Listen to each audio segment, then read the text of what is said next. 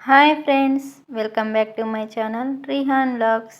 ఈరోజు ఈ వీడియోలో మేము మా పాత కూలర్ని చిన్న చిన్న మార్పులు చేసి ఎలా ఇలా కొత్త దానిలా మార్చామో మీతో షేర్ చేసుకుందాం అనుకుంటున్నాము. మీలో ఎవరైనా మా ఛానల్ని ఫస్ట్ టైం చూస్తున్నట్టయితే మా ఈ వీడియోని లైక్ చేసి మా ఛానల్ని సబ్స్క్రైబ్ చేసుకోండి. మా ఈ కూలర్ వచ్చేసి సింఫనీ కంపెనీ జంబో కూలర్. దీన్ని మేము 2017లో కొన్నాము. ఇప్పటికీ 7 ఇయర్స్ కంప్లీట్ అయింది. మేము ఈ కూలర్ కొనేటప్పుడు మాకు ఈ సైడ్స్న ఇలా వుడ్ వూల్ ప్యాడ్స్ అనేవి వచ్చాయి. అవే చూడ్డానికి కొంచెం గడ్డిలాగా ఉంటాయి కదా అవి. అయితే ఇవి ఊరికే డస్ట్ పట్టేయడం ఇంకా పాడైపోవడం అవుతూ ఉంటున్నాయి. ఇంకా వీటిని మేము ఎవ్రీ ఇయర్ మారుస్తూ ఉండాల్సి వస్తుంది. అందుకే ఈసారి కొంచెం డిఫరెంట్గా హనీకోమ్ ప్యాడ్స్ అనేవి యూస్ చేద్దామని చెప్పి ట్రై చేస్తున్నాము. ఫస్ట్ అయితే మేము మా కూలర్ని ఇలా సైడ్స్ అన్నీ ఓపెన్ చేసాము. చూడండి లోపల ఎంత డస్ట్ పట్టేసిందో. ఇప్పుడు మేమైతే ఈ స్క్రూస్ ఓపెన్ చేసి ఈ వుడ్ వూల్ ప్యాడ్స్ని తీసేస్తున్నాం.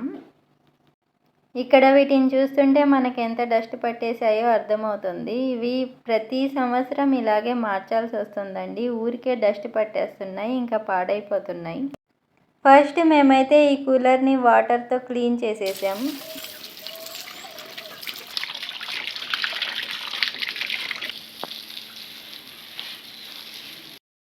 ఇంకా షాంపూ వాటర్ని యూస్ చేసుకుని మురికి మొత్తం పోయేలాగా మొత్తం క్లీన్ చేసేసాం.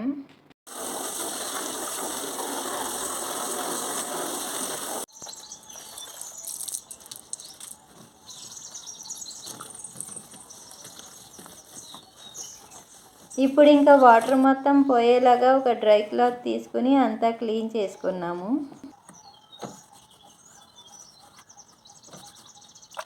ఈసారి మేమైతే ఈ వుడ్ వూల్ ప్యాడ్స్ని హనీకోమ్ ప్యాడ్స్తో రీప్లేస్ చేద్దాం అనుకుంటున్నాము. దానికోసం మేమైతే ఈ షీట్ని తీసుకొచ్చాము.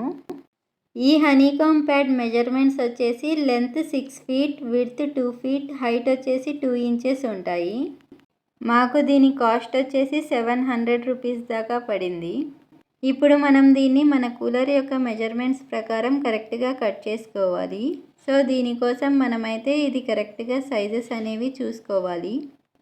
ఇప్పుడు మనం తీసుకున్న సైజెస్ని బట్టి ఈ హనీకామ్ ప్యాడ్ని కరెక్ట్గా కట్ చేసుకోవాలి. మనం ఈ హనీ ప్యాడ్స్ కట్ చేసేటప్పుడు కరెక్ట్గా చూసుకుని కట్ చేసుకోవాలి. ఏది అడ్డం ఏది నిలువు అనేది కరెక్ట్గా చూసుకోవాలి. మనం కనుక కన్ఫ్యూజ్ అయ్యి కరెక్ట్గా కట్ చేసుకోకపోతే వాటర్ ఫ్లో అనేది సరిగ్గా జరగక మనకు కూలింగ్ అనేది అస్సలు రాదు. ఇప్పుడు కొత్తగా వస్తున్న కూలర్స్లో ఈ హనీకామ్ ప్యాడ్స్ అనేవి వస్తున్నాయి. ఇప్పుడు ఇలా కట్ చేసుకున్న వాటిని మనం కరెక్ట్గా వీటిలో సెట్ చేసుకోవాలి. ఇవి వచ్చేసి మనకి కొంచెం మందంగా ఉండడం వల్ల త్వరగా సెట్ అవ్వట్లేదు. కొంచెం సెట్ చేసుకోవడానికైతే కాస్త కష్టపడాల్సి వస్తుంది. ఇలా ఒక్కసారి మనం సెట్ చేసుకున్నామంటే ఇవి చాలా ఇయర్స్ వస్తాయి. ఇంకా మనకు కావాలనుకుంటే మధ్య మధ్యలో ఓపెన్ చేసుకుని మనం క్లీన్ చేసుకుని మళ్ళీ వాడుకోవచ్చు. మనకు ఈ హనీకామ్ ప్యాడ్స్ వచ్చేసి ఇప్పుడు మార్కెట్లో ఈజీగానే అవైలబుల్గా ఉంటున్నాయి. ఇంకా వీటి కాస్ట్ వచ్చేసి మనకి ఒక్కో ఏరియాలో ఒక్కో విధంగా 700 నుండి 800 దాకా పడుతుంది. ఇలా ఈ హనీకామ్ ప్యాడ్స్ని సెట్ చేశాక వీటి లుక్ అయితే మారిపోయింది. చక్కగా చూడడానికి బాగున్నాయి.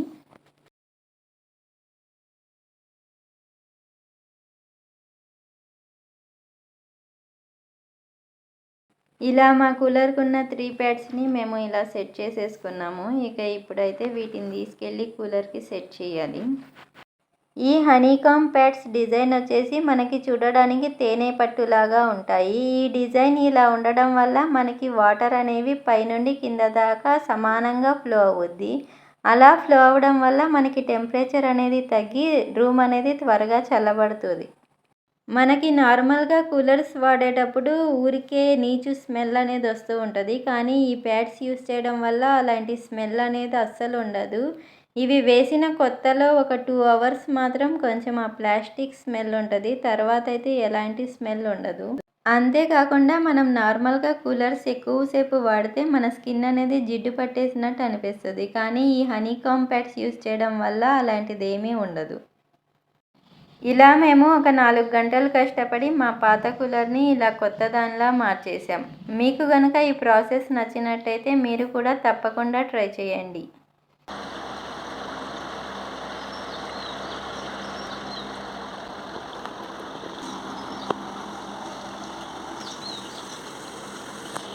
మీకు ఈ వీడియో కనుక నచ్చినట్టయితే ఈ వీడియోని లైక్ చేసి మరిన్ని ఇలాంటి వీడియోస్ కోసం మా ఛానల్ని సబ్స్క్రైబ్ చేసుకోండి.